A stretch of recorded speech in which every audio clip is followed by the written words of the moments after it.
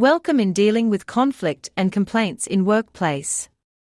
Chapter 1, Introduction. 1.1 Overview of this course. In this course, we'll be looking at the root cause of conflict and complaints. If you can begin to understand how conflicts and complaints arise, you can use that information to stop future problems. Then we'll look at a set of skills that are important when you want to resolve a conflict or handle a complaint. They will help you be a better communicator in general as well. Next, we'll take a look at individual communication styles and how they might be used to help you foster the communication that is needed to make conflict and complaint resolution possible. Finally, we'll look at a series of tools and techniques that you can start using right away to manage and respond to conflict and complaints in your workplace. 1.2 Expectations as the root of all conflict and complaints. In this chapter, we'll examine a root cause of all conflict and complaints: unmet expectations.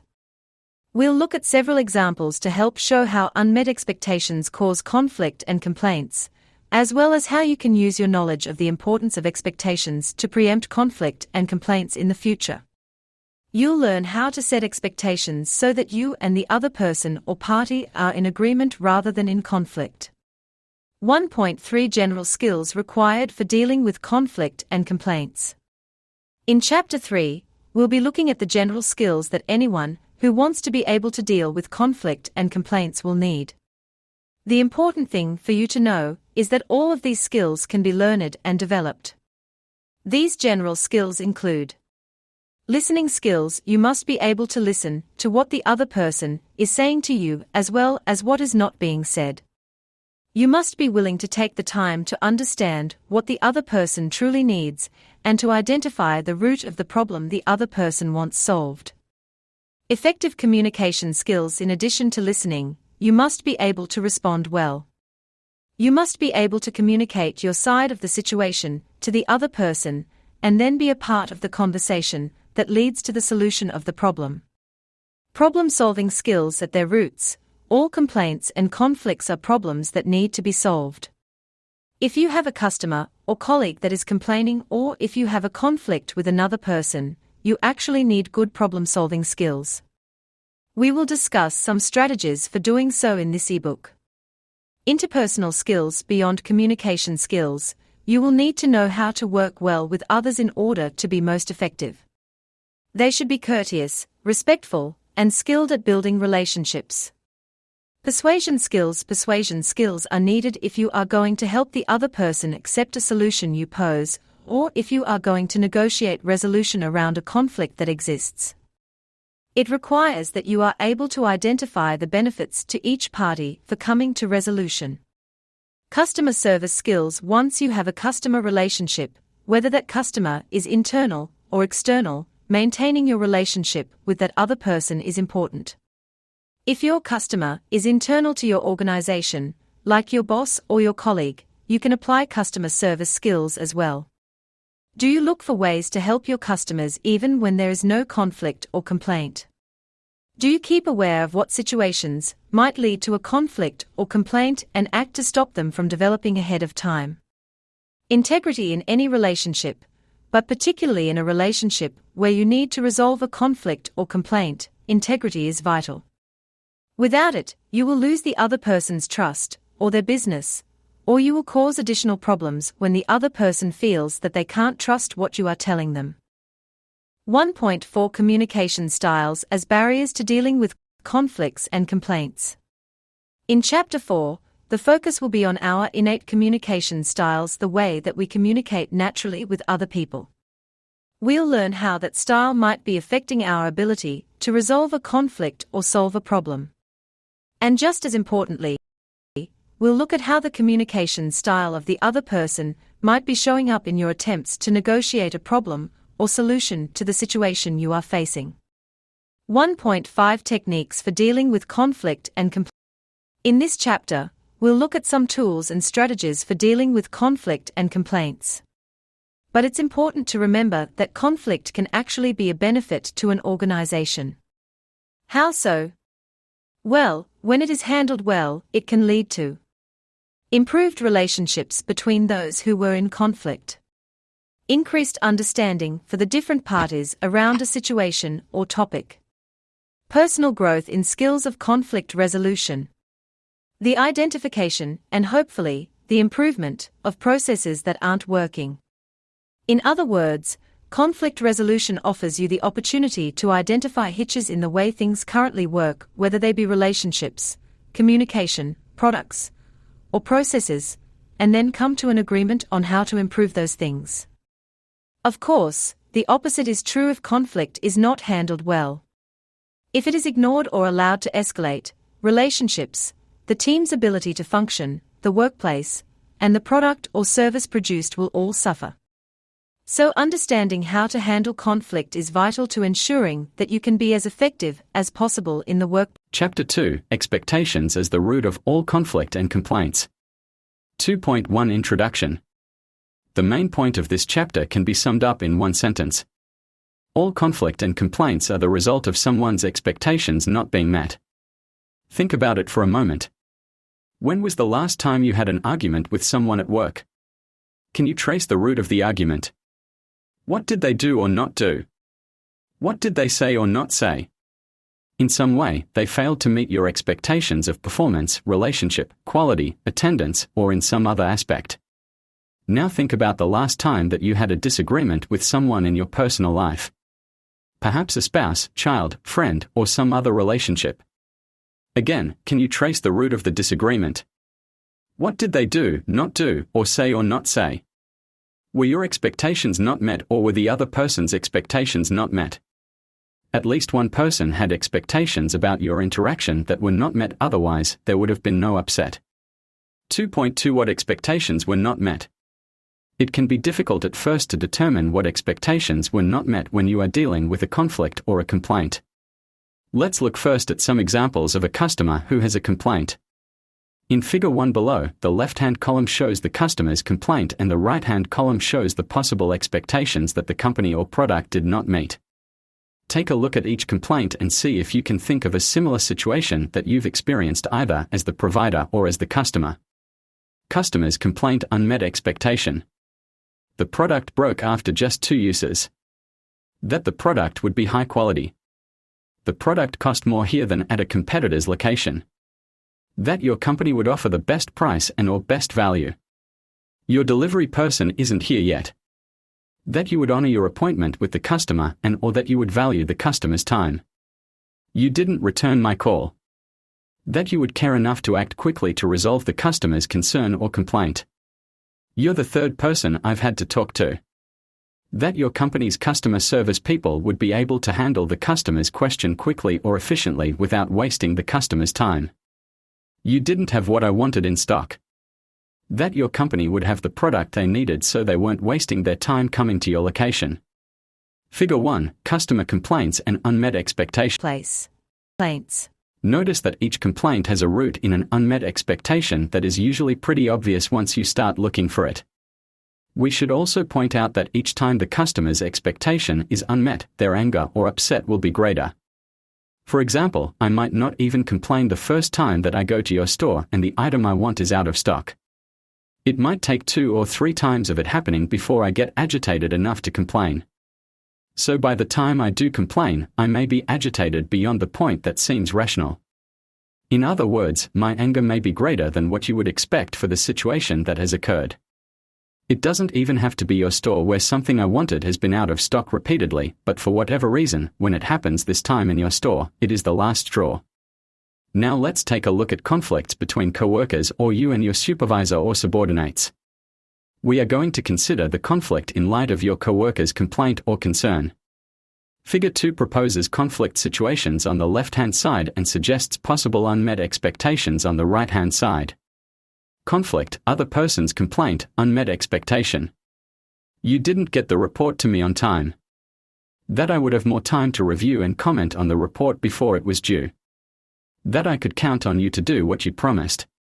You acted without getting my input. That my input is valuable in the process. That you understood my role. You spoke to me in a rude tone. That you respected me enough to be polite even if we disagree.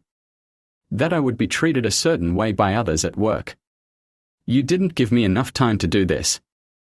That you want a quality product and that I would have the time needed to produce quality.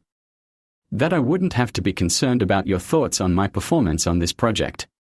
You haven't made a decision yet. That I would know your decision by now so that I could do my part of the job. That I wouldn't have had to postpone other work because I thought you had a priority assignment for me and now I'll have to work late this week to finish everything. Any conflict can be boiled down to an expectation or set of expectations that were not met. If you are ever in a situation where the unmet expectation is not clear, try asking the following questions. What didn't happen that you wanted to happen?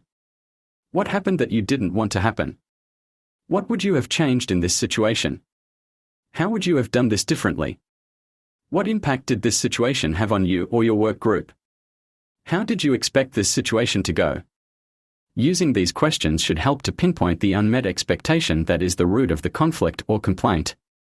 Once you get good at identifying the unmet expectations, you'll find that it starts happening automatically. But this is actually good news. It means that we can learn to use expectations as a tool that will prevent complaints and conflict in the future. 2.3 Using expectations as a tool to prevent conflict and complaints. Now that we know that unmet expectations are the root of conflict and complaints, we can use that knowledge when working with others to help prevent similar events from happening in the future. It does take a bit of practice at using precise language, but once you start using the skill, you will also start to see the advantages it produces. You can use the SMART criteria, normally used for goal setting, as a way to help set expectations as well. A SMART goal is one that is specific, measurable, attainable, realistic, timely. 2.3.1 Specific. When an expectation is specific, then you have clearly identified what it is that you want to be accomplished. If you can't say specifically what you want to achieve, then how can you expect yourself, or a subordinate, to be able to achieve it? A specific expectation will answer the questions. Who? Who is taking action or is affected? What? What is the result I want to achieve? Where? Is there a specific location? When? When do I want this done by? Which? Are there restraints or requirements that have to be met? Why? Why is this important? What specifically is the benefit of this expectation? For example, let's say that you want your coworker to do a better job of getting you their report data on time. That's not specific enough. If you answer the questions above, however, it becomes much more specific. Who this specific coworker? What I want this person to deliver the exact data that I need from them by the agreed upon time, so that I can complete my report and get it to my boss by the due date. Where in my email inbox? When by 3 p.m. on Thursday afternoons? Which the data required for the T980 report? Why? So that I have time to get the data reformatted and inserted into the report with the rest of the team's information. 2.3.2 Measurable. Each expectation that you set should be measurable so that you have a means of ascertaining how far along you are in meeting the expectation, as well as when you have met it.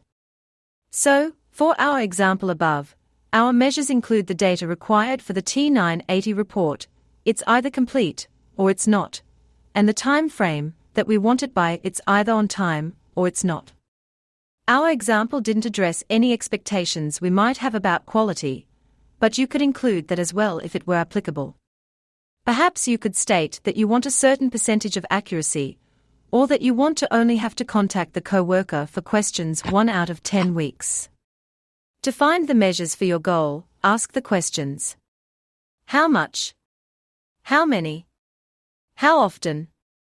Or, just answer the question, how will I know when I've reached my goal? When you know how much work is expected, it will also help you to plan the work you need to do for the week.